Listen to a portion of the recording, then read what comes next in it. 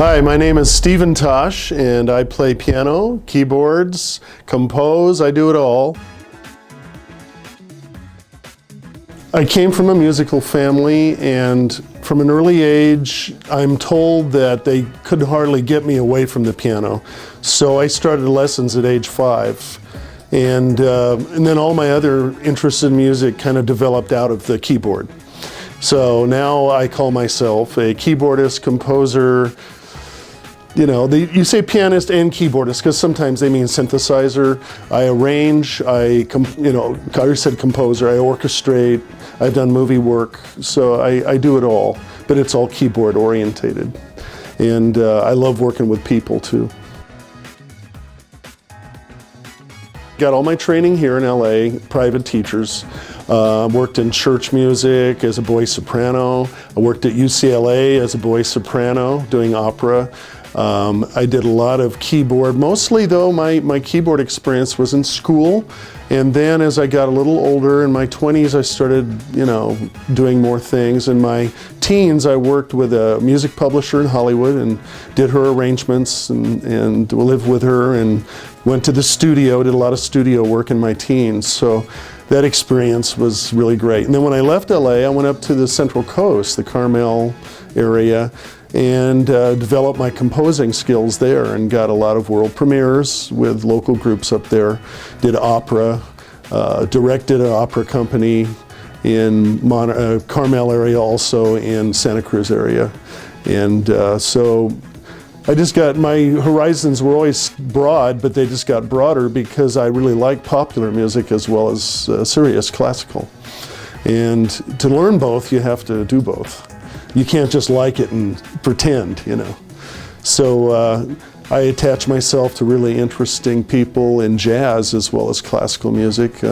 One of my main mentors in jazz was Buddy Jones, and he's not with us anymore, but he and his wife, who I still work with, really got me thinking about jazz so that I understood it better, And so that's like going to school, I figure for the last 30, 40 years I've been going to school to get my talents really honed as best as possible. And of course, through that time, not only do you do performing for theater and those kind of things, but you also do parties and you do wedding receptions and bar mitzvahs and whatever you can do. And I found that is very rewarding work. It's everything in my life, music is my life, music's my reason to exist. I'm always hearing music, I'm always doing music, so my relationship is extremely intense with music. My wife was lucky that she was a musician, because if she hadn't have been, I don't think we would have hit it off too well. But she's a great musician, and we also hit it off really well. And my parents were musical. My father was a trumpet player. My aunt was a musician. 2 aunts were musicians, so I didn't have a chance. I was either going to be a musician or a teacher. And I chose being a musician because I like the freedom of doing jobs and performing and meeting people. I've thought about that all my life. And I think it's because music, unlike language, has nothing that can offend. Language can be misunderstood. People will say something and they may not mean to be offensive, but different cultures use different words to mean different things, But with music, you can play music and everybody's ready to enjoy it, and it communicates to them deeply. I think it's because it communicates to your soul more than your intellect. And it can be intellectual, but I think the real power of it that you're talking about is that it opens up your heart, makes you feel good. First of all, with me, the initial ideas may not be musical. They may be a book or a play or a beautiful day, a drive I've taken. It's something that really, again, stirs my being, And then that process, eventually music comes out. Okay, all of a sudden, without even expecting it, you hear something, you go, oh, that's the beginning, and you just start. And if it's like with other people, with me, you may work on it every day, but when you stop, it's time to stop, and when you pick up the next day, you know exactly how it's going to proceed.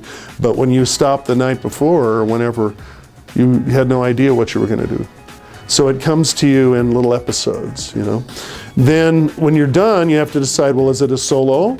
Is it for just piano? Is it just for voice? Is it for instruments? So then you have to orchestrate it and decide what those colors will be. Like you get your lighting just right and everything.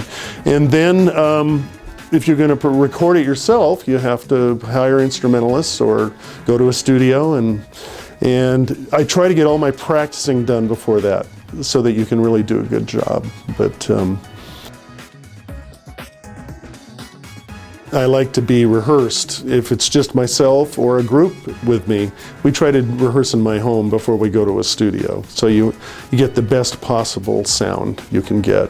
Today though, wow, with the recording devices we have compared to when I started, it's amazing how much better it is. It really is. I'm one of those awful people that's a sight reader. I sight read everything. So I don't do a lot of rehearsal, but when it's something I've written, composing it's one thing, when it's playing it's another. So it may be, oh yeah, I know this can be played, but I don't learn it. But when I go to perform it, to save it on a CD or something, it may take a little more rehearsal. But generally I learn things very quickly. And I'm hired often because, one, I can do something with no rehearsal. And I can come in when someone's like gotten sick or something, and I've saved many a performance by just showing up. Once I had to conduct an opera with no prior rehearsal with the orchestra. It was up in Monterey. I had to take it because the conductor was ill. And they called me up and said, okay, you've been playing all these rehearsals, you know the tempos, you're conducting tonight. So I went, okay. And because I'd been at all the rehearsals, I could do it, but you know, I do tend to put myself in those situations. I kind of like the raw edge, I think. Yeah.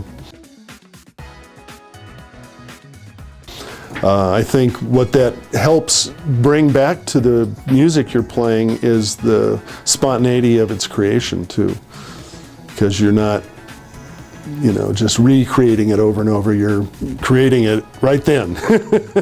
And even if it's a little nerve-wracking, it usually is more exciting. Probably I'd have to say when it first comes, it's just amazing. When you're all alone and you're creating. That's something I wish everybody could enjoy and experience because it makes sense of the rest of my life. If you could answer that, or if I could answer that, we wouldn't be sitting here doing this, because no one really knows. You know, it's like when they say, well, we can tell you what electronics is, and they teach all about it, but they can't say really what it is. Why does it happen? You know, they can tell you what it does and how you can use it.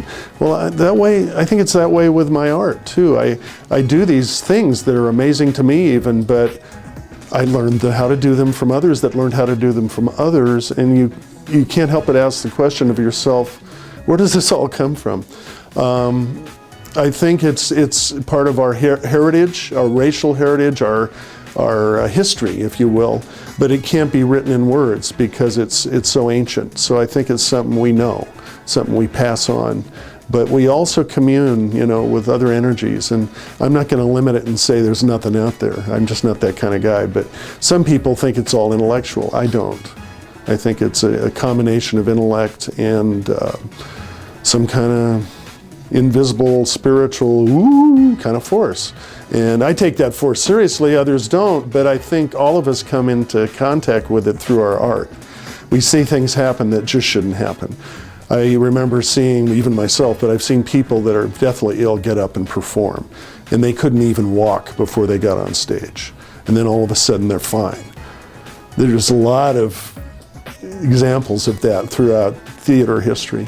And I know I've had to perform, once I had to perform with pneumonia, with orchestra and chorus, and shouldn't have been able to do it, but I saturated my clothes, I sweat a lot, but I did it.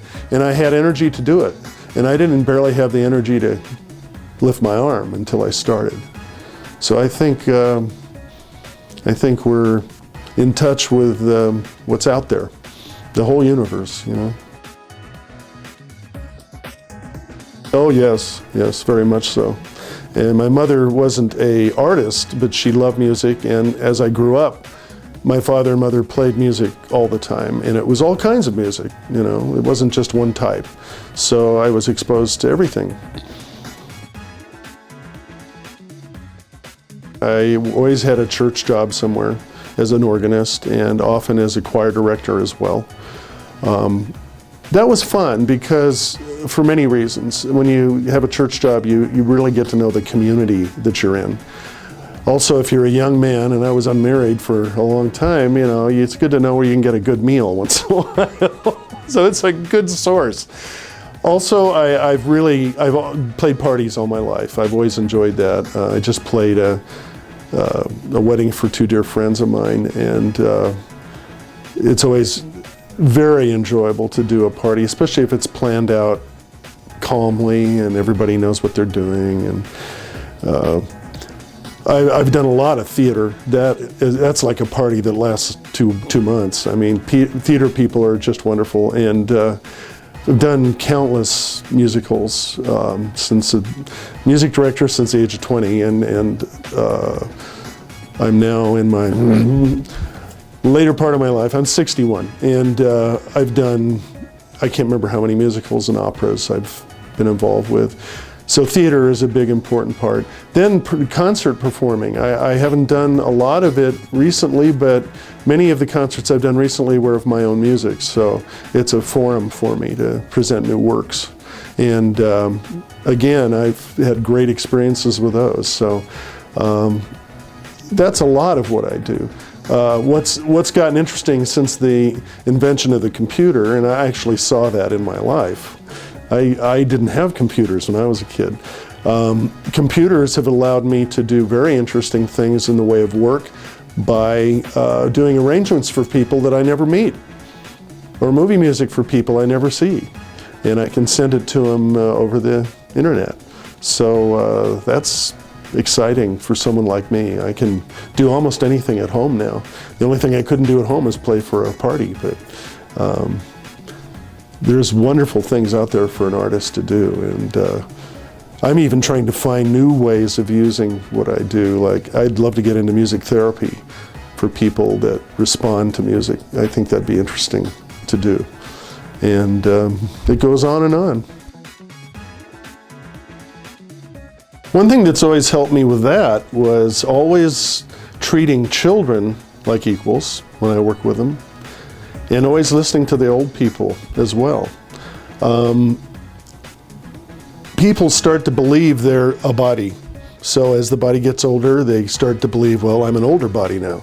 And so they start acting like they think that older person should act. And I think what they should do is just stay who they are and remember that you're just a kid whose body grew. And you're still a kid.